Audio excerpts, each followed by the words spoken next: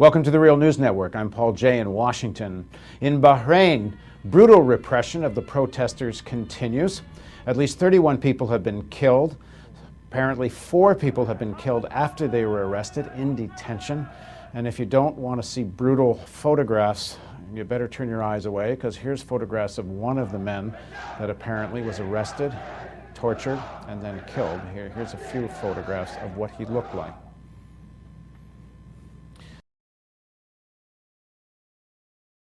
As we know, Saudi troops are in Bahrain, helping the police there suppress the democracy movement, or opposition forces. Now joining us to talk about what's going on in Bahrain and the whole role of the Gulf Cooperation Council is Adam Hanieh. Adam is a lecturer in development studies at the School of Oriental and African Studies in London. He focuses on the political economy of the Middle East. His forthcoming book is Capitalism and Class in the Gulf Arab States. Thanks for joining us, Adam. Thank you, Paul. So first of all, bring us up to date. What's been happening on the streets and politically in Bahrain, and then let's get into the Gulf Council. Well, we've seen over the last few days a wave of repression, that's ongoing repression against the protests after the Saudi troops went in on March 15th, about a month ago. As you said, there have been reports of up to 31 people who have been killed during the demonstrations, and now other stories emerging of torture in detention, and up to 4 people have died in detention, other latest figures that we see. This should also be put on top of the hundreds of people who have been picked up in raids on villages around Bahrain. The latest figures I've seen are about 600 people have been picked up during these raids, and many of them facing torture.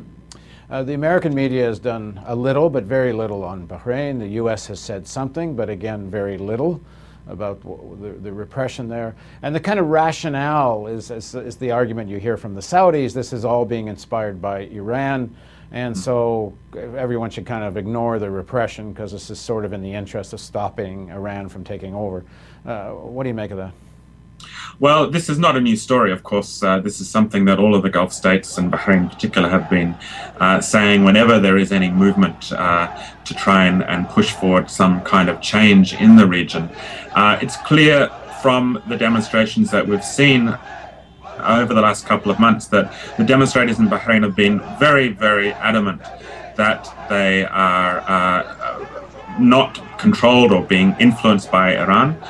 They've also been very adamant that this is not a sectarian conflict. These are demonstrators that are asking for a constitutional monarchy, democratic reforms. We have to remember that since 1973, that Bahrain has had its constitution suspended by the ruling Al Khalifa monarchy. So this is something that's long overdue. It's not the first time we've seen demonstrators come to the streets in such numbers in Bahrain, but certainly it's something that really will have a prolonged impact over the next few months, I'm sure. Now, one of the things most people don't know is that if I have it correctly, I think it was in 1970, there was a UN organized referendum actually asking people if they wanted to be part of Iran, and people said no. And these are essentially the same kind of people that are in the streets right now.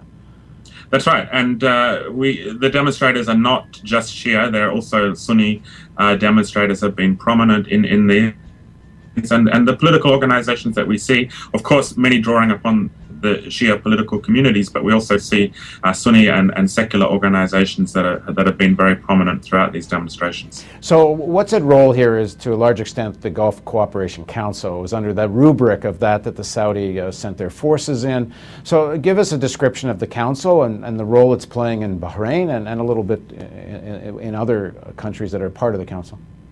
The GCC was formed in 1981. It was formed between the 6 Gulf Arab states: Saudi Arabia, United Arab Emirates, Kuwait, Qatar, Oman, and Bahrain. It brings together these oil-producing, gas-rich states in the Gulf. And it was initially formed, you could say, as somewhat of a security umbrella It was formed in the early 1980s, 1981, and this was at the time, of course, of the Iran-Iraq War that occurred throughout the 1980s. But since then, we can see it's a regional integration project that's quite similar in many ways, though not as advanced as the European Union. And we've seen over the last few years in particular closer move towards integration. So things like a monetary, talks about some kind of monetary union. We see joint defense forces. We see a customs union. We see the relatively free movement of citizens of these states across the intra-GCC borders. So that's the kind of thing we've seen. But as you pointed out, the GCC very much has been dominated by Saudi Arabia as the largest state in the region and the biggest reserves of oil. And in the last few weeks, we see March 15, the Saudi troops went into Bahrain to help the Bahraini monarchy in suppressing the uprising that was occurring there. So talk about this in relationship to U.S. foreign policy. This, I guess, is sort of one of the now important pillars of U.S., if you want to use the word, hegemony in the area.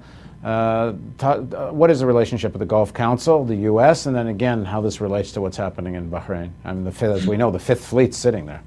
Yeah, that's absolutely right. It's very important to situate, I think, the U.S.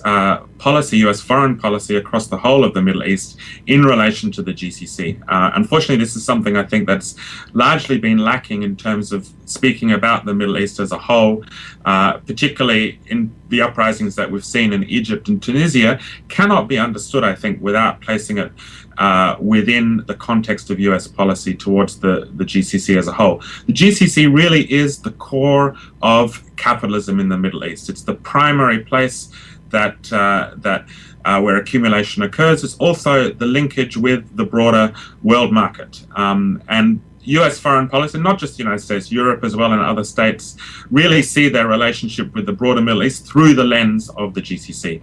Now, obviously, this has got to do with the vast amounts of oil present in the region, but it's also got to do with the financial weight that the GCC has. So you can see the GCC is a major investor globally. For these reasons, the US, since the end of the Second World War, but particularly in the post-1970s period when it became the dominant power in the Middle East, has really put an emphasis on placing a military strength and a political alliance with the GCC at the forefront of its Middle East policy. As you mentioned, they have the Fifth Fleet located in Bahrain, but there's also CENTCOM, the Forward Command headquarters of CENTCOM, which is essentially the military headquarters that coordinates US military policy across 27 neighboring states, including Central Asia, Afghanistan, Iraq. That CENTCOM headquarters is located in Qatar. Right there. We're not only about 5-6 miles away from the Al Jazeera office, and also a major Air Force base. We saw that. It's an enormous Air Force base. In fact, when we were there, we're quite sure we saw a Predator land there, and we're trying to find out where the Predator might have been. And we mentioned to somebody, we know at Al Jazeera, that's a great story. Why don't you go do that? Find out where that Predator just came back from, because it might be rather explosive if it just come back from Pakistan, say. Well, that's right. Just to finish the story, the journalist says to us, we don't just not report that there might have been a Predator on the base. This Al Jazeera person tells us, we don't report that there's a base here. Exactly. It's very important to understand the US military interventions in both Iraq and Afghanistan and the broader Central Asia region have been coordinated from the GCC, from the CENTCOM headquarters in the GCC. There are, I think, the figures that I've seen most recently, over 100,000 US troops stationed in various bases across the GCC. And as you pointed out, most of the GCC states really don't talk about this or don't in any way make it public knowledge. Now, the regimes in these countries are dressed up to look like traditional monarchies that sort of come out of the culture of the places, but this really is a system of dictatorships. Now, the U.S. does not seem to be encouraging any oppositional movements there. Where there is some indication they have in Egypt and in Libya and perhaps in Tunisia, you can find influence of the U.S. in the opposition forces. And I'm not suggesting the opposition is just U.S. created, but certainly you can find a handprint there. First of all, why this complete schizophrenia in U.S. policy? Well, I think the answer is very simply that the U.S. sees the regime, the Gulf regimes, the governments in the GCC, as being their principal allies in the region. And there's a symmetry of interest that exists between the Gulf monarchies, the Gulf regimes, and the U.S. Policy in the region. So you're quite right to point out, in the case of Bahrain, the U.S. made it very clear, and Obama said this in one of his speeches, that our interests are what dictates our policies towards these uprisings. And in the case of Bahrain, it's in their interest to see the Al Khalifa monarchy retain power and retain that kind of very undemocratic system within the country itself. Okay, well, of course, it's all about oil, and it's all about enormous amounts of money and in very few hands.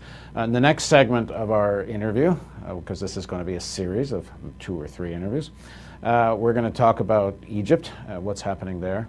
Apparently, there was a demonstration today, being Friday, that marched to the Israeli embassy and calling for an end to Egyptian-Israeli relations.